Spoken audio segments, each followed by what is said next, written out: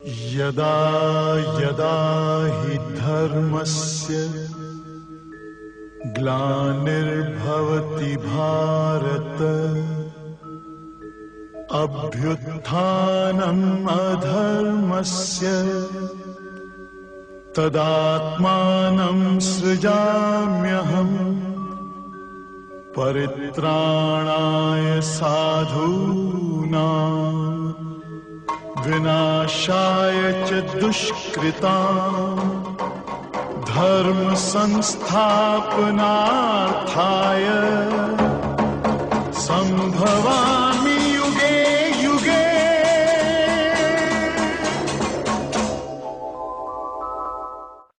उठते हो तो स्वाभाविक नित्य नैतिक कर्म तेरे द्वारा होते हैं। यहाँ से आज होना है और कल पढ़ा गया तो उसकी लास्ट लाइन पढ़ देते हैं। राजा ने पूछा भी कि भोजन कैसा लगा, तो उन्होंने कहा हमारे ऊपर तलवारें लटकी थी, भोजन तो ध्यान ही नहीं दिया। कल यहाँ तक हुआ था, इसके आगे आज। जैसे ही सुबह को तुम उठते हो तो स्वाभाविक नित्य नैतिक कर्म तेरे द्वारा होते हैं। सब कर्म इंद्रियों से होते हैं, गुण गुणों में बरत रहे हैं, ऐसा ज्ञानी का विश्वास है। कभी भी उसके अंदर से कर्ता भाव की बदबू नहीं आती। पर तुम दूसरे की थोड़ी सी भी सेवा करोगे तो तेरे अंदर कर्ता भाव आ जाता है। बीज है जीव भाव, उसके साथ तुम जो भी कर्म करोगे तो अहंकार की उत्पत्ति जरूर होगी। जो काम तुमने किया वो अच्छा किया, दूसरे ने किया गलत किया। यहाँ पर गुरुजी ने हम सबको ये बताया है कि जैसे राजा ने सबको भोजन के लिए निमंत्रित किया और ऊपर तलवार लटक रही थी, तो द्वार खड़े हो गए। राजा साहब पूछा भोजन कैसा था, तो सबने कहा हम सबका ध्यान तो तलवार में था, भोजन कैसा नहीं देखा। उसी तरीके से ज्ञानी गृहस्थ में रहते हुए उसका ध्यान हमेशा परमात्मा से लगा रहता है, उसमें लिपायमान नहीं होता है। फिर इसमें कितनी अच्छी सुजाकी दिया उन्होंने भगवान ने कि जो कार्य का अहंकार आता है तो ज्ञानी भी कार्य करता है और अज्ञानी भी करता है। तो जो ज्ञानी जो कार्य करता है कैसे करता है, जैसे तुम प्रातः काल अपने दैनिक क्रियाकर्म करते हो तो तुमको उसमें आराम मिलता है ना, रिलीफ फील करते हो ना, कि तुम अपने बाथरूम दबाए रहते हो, मलमूत्र दबाए रहते हो, आंख में कीचड़ है तो तुम पोते रहते हो। जब तक आंख को नहीं धोते हो तो बहुत अनईजी फील करते हो। तो बोला जैसे प्रातः काल उठने पर स्वाभाविक तुम अपने मुंह हाथ धोते हो, दैनिक क्रियाकर्म करते हो, तो तुम्हारे को खुशी मिलती है। इसी तरीके से ज्ञानी को निष्काम कार्य करने में खुशी मिलती है। ज्ञानी जो है वो, पहली बात तो आप एक समझ लो, बिना कर्म करे कोई व्यक्ति रह नहीं सकता। क्यों नहीं रह सकता? क्योंकि शरीर के द्वारा जो भी क्रिया होती है उसे कर्म कहते हैं। कर्म कहते हैं इसे, इस शरीर के द्वारा जो भी क्रिया होती है उसे कर्म कहते हैं। अब शरीर के द्वारा आप आंख से देखते हो, कान से सुनते हो, नाक से सुनते हो, हाथ से खाते पीते हो, पैर से चलते हो। ये सब तुम बंद कर दो, सो जाओ, तब भी तुम्हारी एक क्रिया तो नहीं बंद होती। श्वास लेने की, तो श्वास तो तुम ले रहे हो, वो भी तो क्रिया कर रहे हो। तो जैसे तुम श्वास लेते हो बिना उसके नहीं रह सकते, उसी तरीके से ज्ञानी क्या है, वो बिना निष्काम भी नहीं रह सकता। उसका लक्ष्य है सर्व की सेवा करना। जैसे तुम बिना श्वास के जिंदा नहीं रह सकते, उसी तरीके से निष्कामी जो है उसको चाहिए किसी से कुछ नहीं, लेकिन बिना कार्य के रह नहीं सकता निष्काम के। जब तक वो दूसरों को खुशी न दे दे वो नहीं रह सकता। कैसे? संत बड़े परमार्थी जाको शीतल अंग और तपत बुझाए औरों की दे दे अपना रंग। संतों के अंदर में अनायास करुणा होती है, वो किसी को उदास नहीं देख पाते। इस कारण से वो हर एक को आनंद लेने के लिए प्रेरित करते हैं, आनंद लो। और आनंद मिले कहाँ? दुनिया में सिर्फ एक स्थान है, वो है गीता ज्ञान का सत्संग। इसके अलावा दुनिया में कहीं तुम्हारे को आनंद की प्राप्ति नहीं हो सकती, मोक्ष की प्राप्ति हो सकती। आप कुछ भी कर लो, 10 घंटे पूजा कर लो, सत्कर्म कर लो, हजारों को खिलाओ पिलाओ, दान पुण्य करो, अपने ब्लड का सारा खून दे दो, सारा धन दे दो, अपने चौड़ी को जो बना के जो है किसी को इसको दे दो, कुछ भी कर लो, सत्कर्म करने से तुमको स्वर्ग की प्राप्ति होगी। बहुत अच्छे समझ लो।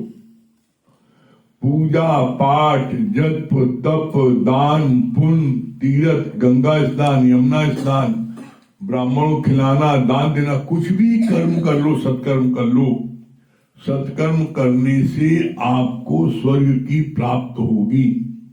स्वर्ग की प्राप्त का मतलब क्या होता है? सारी इंद्रियों के सुख, तुम्हें आंखों को सुख मिलेगा, तुम्हारे सुंदर बच्चे होंगे, परिवार होगा, पत्नी होगी, घर द्वार होगा, सुंदर सुंदर गाड़ी घोड़ा होगा, नौकर चाकर होगा, मान सब होगा। ये सारी इंद्रियों सुख मिलेंगे, लेकिन मोक्ष नहीं मिलेगा, मुक्ति नहीं मिल सकती। दुनिया के कोई साधन कर लो, मुक्ति नहीं मिल सकती। मुक्ति मिलेगी सिर्फ एक ब्रह्म ज्ञान को सुनने पर। इसीलिए कहा जाता है और ज्ञान सब ज्ञानड़ी ब्रह्म ज्ञान का ज्ञान जैसे गोला तोप का साफ करे मैदान। और जितने ज्ञान है वो सब ज्ञानड़ी है। ज्ञानी मतलब क्या होता है? कंचा। जैसे आप जेब से निकाल के कंचे की गोली किसी को मार दो तो छिल जाएगा थोड़ा, लेकिन वो बम का गोला फेंक दो पूरा शहर साफ हो जाएगा। तो ब्रह्म ज्ञान वो है। ये बिना ब्रह्म ज्ञान लिए मुक्ति प्राप्त नहीं हो सकती। इसीलिए बोला जाता है इस बात को, कोई भी व्यक्ति संसार का मत भूले संसार, गुरु बिन कोई न उतरे भव पार। बिना सदगुरु की कृपा के, बिना ज्ञान दिए भव पार हो ही नहीं सकता। तो हम सब बड़े भाग्यशाली हैं जो हमको ऐसा सच्चा सदगुरु मिला जिसने हम सबको भव के पार करने की गारंटी ले ली है। तो यहां पर ये बताया कि जो सदगुरु होते हैं, ज्ञानी जन होते हैं, वो स्वाभाविक रूप से वो निष्काम कर्म करने के लिए आतुर रहते हैं। उनको किसी प्रकार का कोई दिखावा ही चाहिए नहीं। फिर क्या बोला?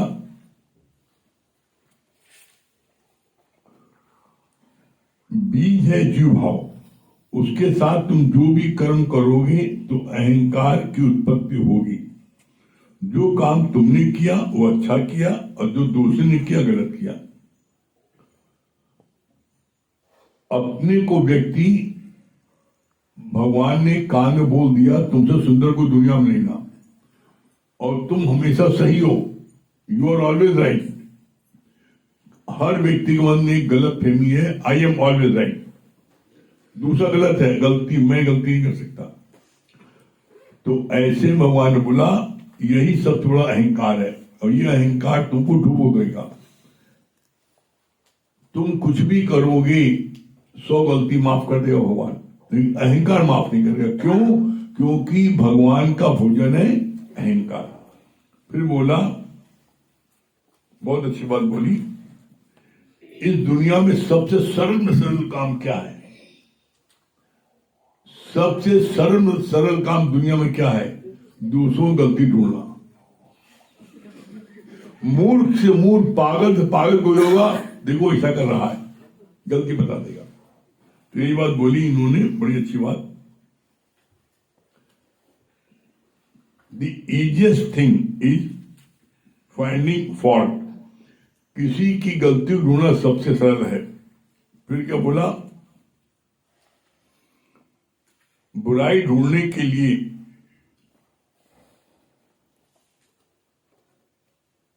तुम्हारे अंदर में इसकी वो है, डॉक्टरी है। बुराई ढूंढने के लिए इसकी तुम्हारी डॉक्टरी के रखा है। तुम कैसा भी कोई कितना अच्छा हो उसमें तो फॉल्ट ढूंढ दोगे। कैसे? जैसे साउंड वाले कंपनियों ने क्या बोलते हैं, साउंड कंपनी वाले बोलते हैं, वो कहते हैं जैसे टीवी में कहते हैं कि मैं धुली स्कर्ट्स में भी मैल निकाल सकता हूं, तो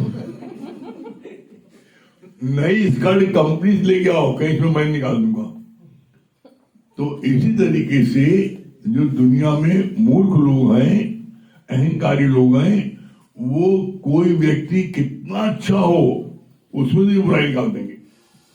राम में से बुराई निकाल दिया, कृष्ण में से बुराई निकाल दिया, उससे तो कौन अच्छा है? तो इसलिए बोला भगवान ने कि तुम जो दूसरों की बुराई सुन करके, निंदा सुनकर तुम बैठ जाते हो, ये गलत है। अरे लोगों का काम है कहना, लोग कुछ तो कहेंगे, तो समझते तुम्हें कह रहे हैं। एक व्यक्ति संसार में बता दो जिसको लोगों ने कहा हो, एक व्यक्ति ऐसा बता दो जिसको कि लोगों ने कहा हो। और आप जब अच्छा काम करने चलोगे तो ज्यादा कहेंगे, तो इसमें डरो नहीं कभी। क्यों? जो डर गया सो मर गया। अच्छे कार्य कर रहे हो तो करते चलो। इसमें 3 स्टेज आती है। पहली स्टेज होती है आपकी बुराई, विरोध, दूसरा उपहास और तीसरा सहमति। ये 3 स्टेज होती है विरोधों की। पहली है खूब बुराई करें, निंदा करेंगे, देखो ऐसा करता है ये, खूब करेंगे। और जब आप उस बुराई से नहीं रुके, तब भी सत्संग से जाना बंद नहीं किया, खूब बुराई करेंगे, और सत्संग जाना तब भी आप चालू रखे, तो फिर आपको उपवास उड़ाएंगे। आप उपवास कैसे उड़ाएंगे? आप जो है जा रहे हो और वो बैठे 4 लोगों के साथ में, ये देखो भगवान चले आ रही है, ये देखो इनको सभी भगवान हो गए, ऊपर भगवान मर गए, सब धरती के नए भगवान पैदा हो रहे हैं, तुम्हें संबोधन में कहेंगे भगवान आ। तो तुम्हारे मन में ये भावना आएगी कि जो व्यक्ति तुम्हारे वहां अभी तक चाकरी करता था, उसको हमेशा तुमसे मदद चाहता था, मदद तुम करते थे, और वो तुम्हारी खिल्ली उड़ा रहे। कोई बराबर उड़ाए, कोई हमसे ताकतवर उड़ाए तो उससे हम नहीं कुछ करते, लेकिन जो बहुत उड़ाए तब दम से होता है उबाल। तो बोला भगवान ने, जो उबाल आता है ना दम से, तो उसके लिए बोलते हैं पिद्दी न पिद्दी शोरबा, तो कोई भी उछल कूद मचा रहा है, लेकिन गुरु तुमको तुरंत दबा देते, नहीं तुम नहीं बोलो। क्यों नहीं बोलो? क्योंकि तुम ज्ञानी हो, तुम गुरु शरण में हो। नित्य नित्य नए कर्म बन जाते मन वाणी और तन से, रोज बनते हैं, तो तुम कर्म नहीं बनाओ, उन्होंने बनाया, बनाने दो। तो ऐसे में ज्ञान में आने के बाद, गुरु की शरण आने के बाद में, अब देखो कर्म नहीं बनते, एकदम से आभास होता किसी ने को पकड़ लिया, आभास होता किसी ने हमारे मुख को हाथ रख दिया, हम बोल ही नहीं पा रहे, ये कौन करता है? तो इसलिए हम सब बड़े भाग्यशाली हैं कि ऐसी शरण आ गई, अब मेरा नया नया कर्म नहीं बन रहा है। फिर बहुत अच्छी बात बोली इसमें, एवट ऊंचा होए कोई, तिस ऊंचे को जाने कोई। बाहर से ज्ञानी और अज्ञानी में कोई भेद नजर नहीं आता। एवट ऊंचा हो कोई, जो जितनी ऊंचाई तक पहुंचता है वो वहीं तक देख पाता है, उसके ऊपर नहीं देख पाता। लेकिन गुरु जो है वो 5वीं मंजिल पर है, आनंदमय कोष में है। कौन से? 5 कोष हैं। गुरु आनंदमय कोष में है, और कोई पहली मंजिल में, कोई दूसरी में, कोई तीसरी में, कोई चौथी में है। लेकिन जब तक तुम 5वीं मंजिल में नहीं पहुंचोगे तो तुम्हें आनंद नहीं मिलेगा। कैसे? कौन 5 कोष हैं? पहला अन्नमय कोश, दूसरा मनमय कोश। पहला है अन्नमय कोश, दूसरा है मनमय कोश, तीसरा है ज्ञानमय कोश, चौथा है विज्ञानमय कोश और पांचवा है आनंदमय कोश। आप जिनको छत पर चले जाते हो, कितना हाँ बड़ी ठंडी हवा आ रही है, वो आनंदमय कोश। इसी तरीके से ज्ञान की स्टेज है। पहले दिन भर खाने पीने की बात, अभी खाना खा रहे दोपहर, रात में का बनी, रात में खाना खा रहे सुबह का बनेगा, और दिन भर खाने रहोगे दूसरी बात ही नहीं। अन्नमय कोश, दूसरा मनमय कोश, हर समय मन की बात, हमारा मन ये करता है, हमारा मन ये करता है, हमेशा मन की बात करेंगे। फिर गुरु की जब शरण आ जाते हैं, ज्ञान सुनते हैं, तो ज्ञान के विचार आने लगते हैं। जब ज्ञान का तुम विज्ञान करते हो, तब आनंदमय कोश पाते हो। ज्ञान का विज्ञान क्या है? आज गुरु ने ये बात वचन बताए, तो ये वचन मैंने अपने जीवन में कहां तक लगाए हैं? क्या 100% वचन मैंने लगाए हैं? जब 100% वचन लगाओगे तभी तो आनंदमय कोश में आओगे। तो अपने अंदर इसको बोलते हैं सेल्फ रियलाइजेशन। आप जब सेल्फ रियलाइजेशन करोगे कि मैंने अभी 40% लगाया है, अभी मैंने 20% लगाया है, अभी मैंने 80% लगाया है, 100% जब आप लगाओगे तो आप भी फिर उस पांचवी मंजिल को प्राप्त करोगे, आनंदमय कोश। और जब आनंदमय कोश में आ जाओगे तब क्या है? तब आनंद ही आनंद है। और हर कोई उस आनंदमय कोश में पहुंच सकता है, कोई ऐसा नहीं है जो न पहुंच सके। लेकिन इसके लिए क्या है? बस एक पुरुषार्थ है। वो पुरुषार्थ क्या है? सिर्फ सत्संग में अपने को लाके पटक दो। तुम सत्संग लाके अपने को पटक दोगे, जैसे सोना कितना खोट उसमें भरा है, कितनी मिलावट है, सोने को तुम जो है अग्नि में डाल दो, तुम कुछ नहीं करो, बस अग्नि में डाल दो, तो जितना असली सोना है वो बचेगा, बाकी सब राख हो जाएगा। इसी तरीके से जब तुम सत्संग में लाके अपने पटक दोगे, ये भी सत्संग भी एक अग्नि है, इसमें लाके पटक दोगे तो तुम्हारे जितने खोट हैं, पांचों विकार, पांचों विषय, राग, ये सारे खोट यहां जल के राख हो जाएंगे। और तुम फिर क्या है? शुद्ध स्वरूप तुम पहले से थे। ये बाहर से तुम्हारे अंदर सारे खोट आए हैं, बाहर से जो आवरण आया है, जब इसको सत्संग भट्टी में डाल देती हो तो ये सारे आवरण सब जल जाते हैं। तुम क्या है? तुम फिर अपने आनंद में जाते हो। जैसे बहुत अच्छी बात गुरु ने बोली, बड़ा क्लियर किया और सरल शब्दों में आप समझ लो। जैसे आप कपड़ा पहने हो, आग लग जाए तो कपड़ा जलेगा ना, सब जलेगा, लेकिन आत्मा थोड़ी जलेगी। आत्मा को न कोई अग्नि जला सकती है, न धूप सुखा सकती है, न गला सकती है। वो आत्मा सच्चिदानंद मैं हूं। ऐसा फील करते हो? वो बड़ी धीमू करते हो? ऐसे बोलो, खुद ही करते हैं, क्या डरते हो? अरे झूठे बोलो, करते हैं। झूठ बोलो, झूठ बोलते बोलते एक दिन पक्का हो जाएगा। सभी प्रेमियों को हरिओम, राम राम। गुरु के पास आना, ना लाना मन में आ। गुरु के पास आना, ना लाना मन में आ। लाख 84 तुम बढ़ के हो, जन्म न लेना। लाख 84 तुम बढ़ के हो, जन्म न लेना। गुरु के पास आना,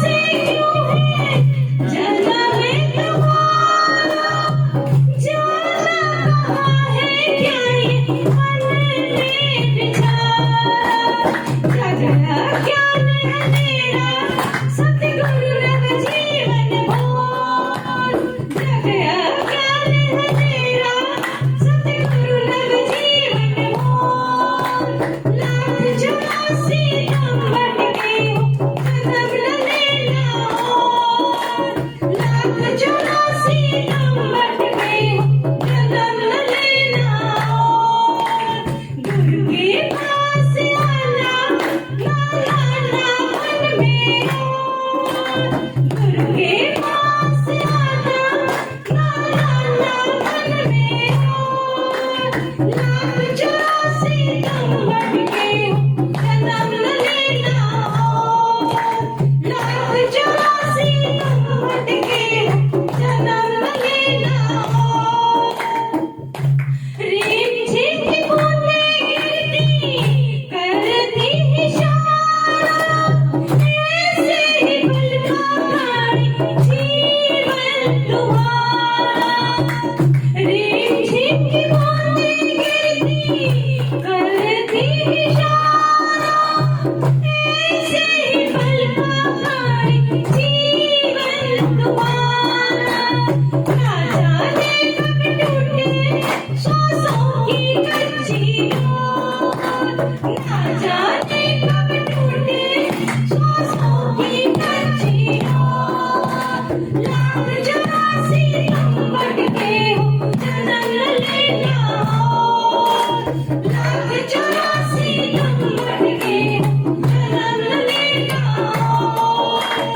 गुरु के पास आना मन में और, गुरु के पास आना मन में और, लाख 84 नंबर के हो जन्म न लेना और, लाख 84 नंबर के हो जन्म न लेना और, ना तो जगत में कोई बैरी तुम्हारा, ना ही किसी ने तेरा काम बिगाड़ा, ना तो जगत में कोई बैरी तुम्हारा, ना ही किसी ने तेरा काम बिगाड़ा, तेरे दुश्मन बैठा ये मन पापी और,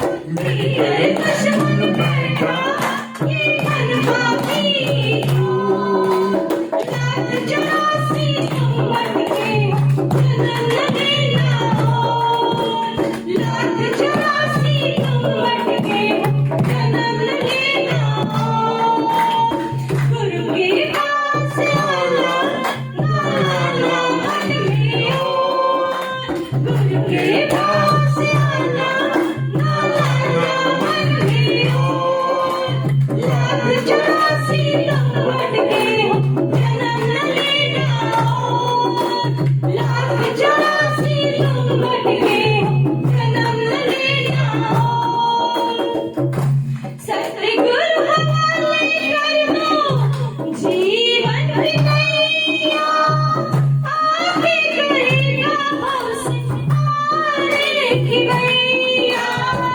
सतगुरु हवाले कर दो जीवन की नैया, आगे करेगा हमसे आने की भैया, मेहनत करूंगी मुश्किल कुछ हम भी लगा ले दो, मेहनत करूंगी मुश्किल कुछ हम भी लगा ले दो, लाख 84 नंबर के जन्म न लेना और, लाख 84 नंबर के जन्म न लेना और, गुरु के पास आना ना मन में और, गुरु के पास आना ना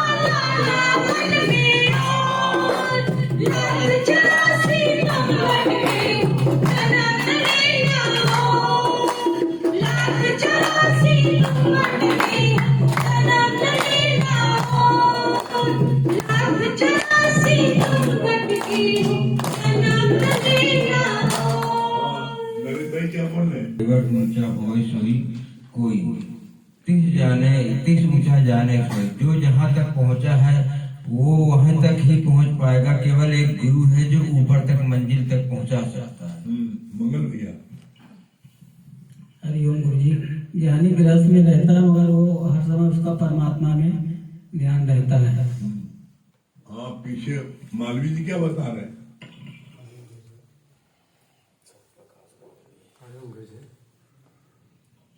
हरिओम गुरु जी।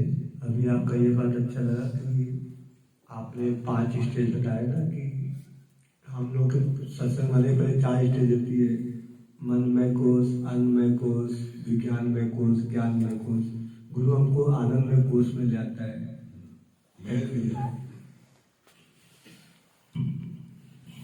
हरिओम गुरु जी, बहुत अच्छा आपने बताया ना कि जो जितनी ऊंचाई पे रहेगा वो उतनी ऊंचाई तक देख सकता है। हरिओम गुरु जी, जैसे आपने बताया नहीं कि लोगों का काम है बुरा भला कहना। हमें सिर्फ अपने लक्ष्य की ओर आगे बढ़ना है। हम ज्ञान में आगे बढ़ेंगे, तरह तरह की रुकावटें आएंगी, मगर हमको सिर्फ अपनी मंजिल को प्राप्त करना। हरिओम गुरु जी, गीता एक ऐसा है कि जो मुक्ति दिला सकती है। बाकी चाहे आप जितने पूजा पाठ दान धर्म कर लें, वो मुक्ति नहीं दिला सकती। हाँ, क्या बता रही है चित्रा जी? आपने बहुत अच्छा बताया कि सोने का उदाहरण दिया। जैसे सोना को भट्टी में डाला जाता है तो सारे उसके अंदर जो तांबा पीतल जो मिले रहते हैं वो गल के निकल जाते हैं, लेकिन सोना रह जाता है। इसी प्रकार हम भी बाहर से देखने में बहुत अच्छे लगते हैं, लेकिन जब सत्संग में आते हैं, सत्संग रूपी भट्टी में जब पकते हैं गुरु का ज्ञान समझकर, तो वो ब्रह्म तत्व प्रकट हो जाता है। बाकी सारी विकार भाग जाती है। हरिओम गुरु जी। अर्चना जी। हरि गुरु जी, बहुत बहुत शुक्राना है। बहुत अच्छा लगा कि हमको बिना गीता ज्ञान के आनंद ही मिल सकता है। और गलती के बारे में आपने बताया, बहुत अच्छा लगा कि सच बात है कि लोग दूसरों की गलतियां ढूंढ ढूंढ कर निकालते हैं। जो अहंकारी मूर्ख होते हैं वो क्या करते हैं कि दूसरों में सिर्फ गलती ही निकालते हैं। वो कितना भी अच्छा हो लेकिन उसकी गलती को वो हर समय दिखाते रहते हैं। अपने बड़ा बुद्धिमान समझते हैं। लेकिन इस गीता के ज्ञान जो आ जाता है गुरु जी, सच बात है, ऐसा है नहीं उसके अंदर परिवर्तन ना आए। इस ज्ञान को सुनते सुनते बदलाव जरूर आता है। हरिओम गुरु जी। हरिओम भाभी। जैसे गुरु जी बताया नहीं कि हमको अहंकार नहीं करना चाहिए, क्योंकि अहंकार भगवान का भोजन है। ये बात बहुत अच्छी है। अर्पणा जी। हरिओम गुरु जी, जैसे बताया ना कि सत्कर्म करने से हमें स्वर्ग की प्राप्ति होगी और सारी सुख सुविधाएं भी मिलेंगी, लेकिन मुक्ति एक ब्रह्म ज्ञान और गीता ज्ञान से, क्योंकि मत कोई भूले भरम संसार गुरु बिन कोई ना। और वो सिर्फ केवल गुरु के मुख से गीता ज्ञान सुनेंगे तभी मुक्ति मिलेगी। गुरु जी 2 लाइन कल हम आ नहीं पाए, लेकिन 2 लाइन भजन एक बनाए थे। पल में तन धन छूटे जब घड़ी वो आती है, ना जाने ये दुनिया किस पे तिराती है। पानी के बुलबुल सी औकात है दुनिया की। पानी के बुलबुल सी औकात है दुनिया की। फिर भी ये सदियों का सामान सजाती है। पल में तन धन छूटे जब घड़ी वो आती है। बहुत बढ़िया। हाँ, क्या बोली सुशीला जी? हरिओम गुरु जी। हरिओम भाभी, बहुत अच्छी बात आप बताए ना कि जैसे 100 गलती भगवान हर गलती माफ कर देते हैं, लेकिन अहंकार जो होते हैं ना वो भगवान का भोजन होते हैं। अहंकार जीवन में कभी नहीं करनी चाहिए। और दूसरी बात बहुत अच्छी लगी कि जैसे सोना के खोट निकलते हैं अग्नि में, उसी तरह का आज हम लोग के अंदर भी बहुत खोट थी, लेकिन ये सत्संग रूपी भट्ठी से हम लोग के बैठते बैठते ये खोट निकल जाती है। और आज विपरीत परिस्थिति में भी कैसे मौन, और जिसके आगे झुकना नहीं चाहिए उसके आगे भी झुक करके बाबू भैया करके ये शरीर चलने लगता है। तो ये लगता है कि ये सत्संग का ही प्रभाव है। जीवन में जब परिस्थिति आती है मुझे तो लगता है गुरु कहाँ पहुँचा दिए। पद्मा जी हरिओम गुरु जी। यहाँ पे बताया ना सत्कर्म और बदकर्म के बारे में। कितना भी पूजा पाठ कुछ भी करेंगे स्वर्ग मिलेगा लेकिन मुक्ति नहीं प्राप्त होगी। मुक्ति प्राप्त होगी ब्रह्म ज्ञान और गीता ज्ञान में। पूजा पाठ करना बेकार है। नहीं, पूजा पाठ तो करा। पूजा पाठ जो करता है करते रहना है, मन बंद करना है जब तक सहज में बंद हो जाए। अपने से न बंद हो जाए, नहीं छोड़ना है। हम ब्रह्म ज्ञान सुनने हमें द्वैत कर्म नहीं करना, पूजा पाठ बंद नहीं करते करते रहो। वो सहज में एक दिन आपसे जो ना अपने आप छूट जाएगी। तो वो तो सहज छूटना, सेल्फ रियलाइजेशन। तगड़ कर छोड़ना नहीं, मैं ब्रह्म ज्ञानी होगा मैं छोड़ के पूजा पाठ नहीं, जहाँ गदा पड़ा फिर पकड़ लो। ब्रह्म ज्ञान और गीता ज्ञान लेते रहेंगे तो हमें मुक्ति मिलेगी। भजन सम्राट क्या बोल रही है नीलू जी? हरिओम गुरु जी। सच में बहुत अच्छा आपने बताया ना कि सबसे सरल काम है दूसरों की बुराई करना और सबसे कठिन है किसी की प्रशंसा करना। इसलिए जो है हमेशा सत्य के मार्ग पे चलते रहे। कुछ तो लोग कहेंगे, लोगों का काम है कहना। सत्संग की लगन तन मन अर्पण तुम रोज ही करना, शुक्राना कभी भूल न जाना, जीवन में कभी भूल न जाना, जीवन में फूलों की तरह तुम मुस्कुराना, सत्संग की लगन तन मन अर्पण। क्या बोलनी है संगीता रानी?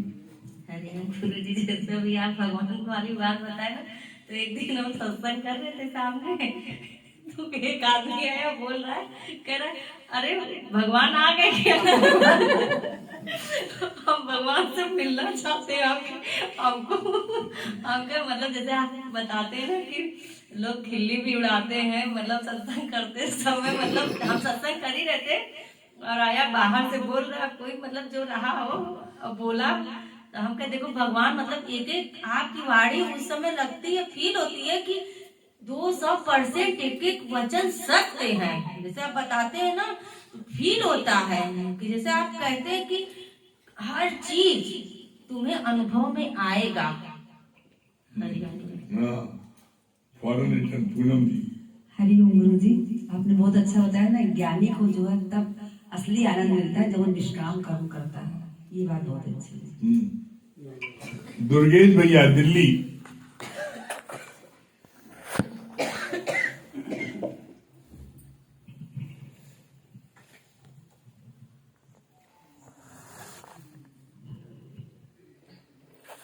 हरिओम गुरु जी।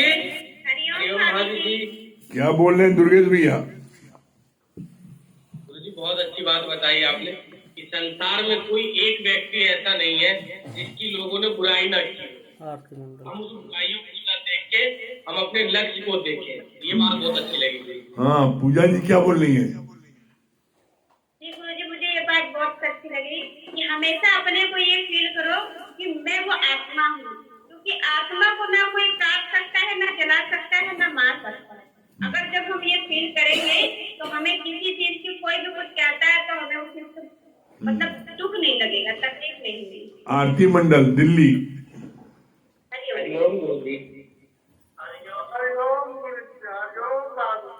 हाँ, क्या बोल रहे हैं अमन भैया?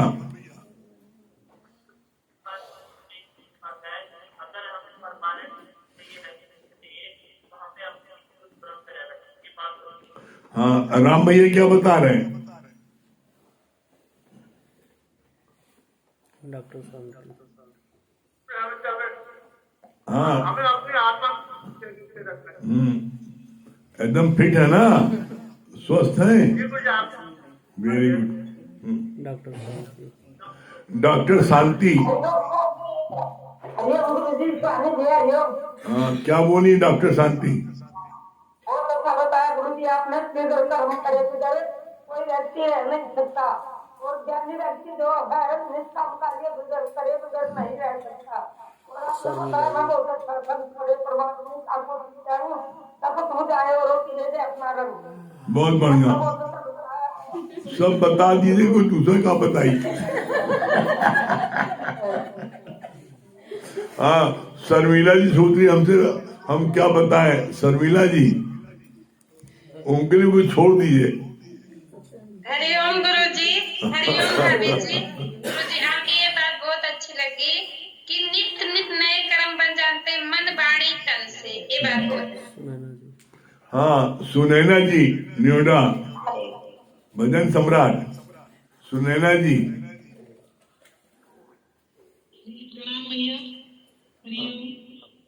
हाँ आप 2 लाइन सुना दिए, उस भजन की 2 लाइन सुना दिए।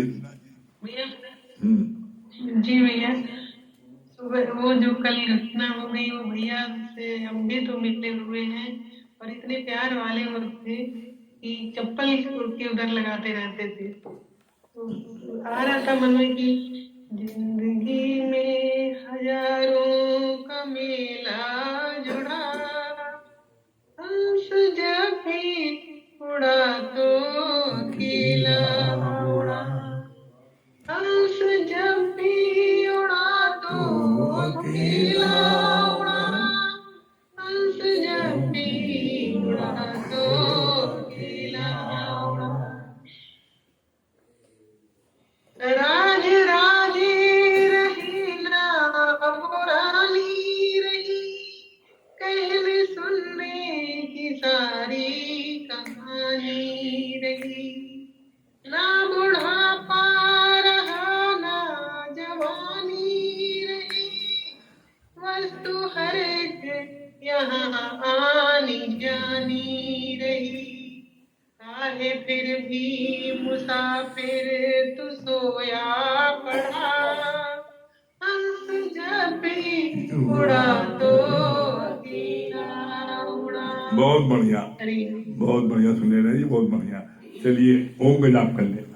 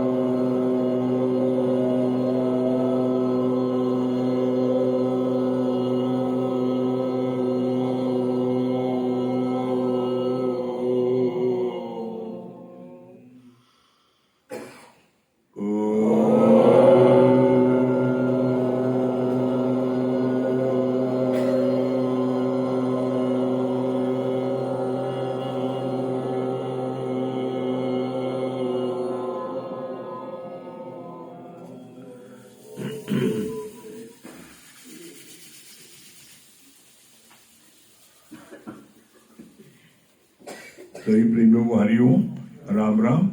कल सुबह का सत्संग 8 बजे कंपनी बाग में और 3 बजे अरविंद विजय घर कटरा में, और रात को 8 बजे जैसे यहाँ होता है सिक्स यहाँ होगा।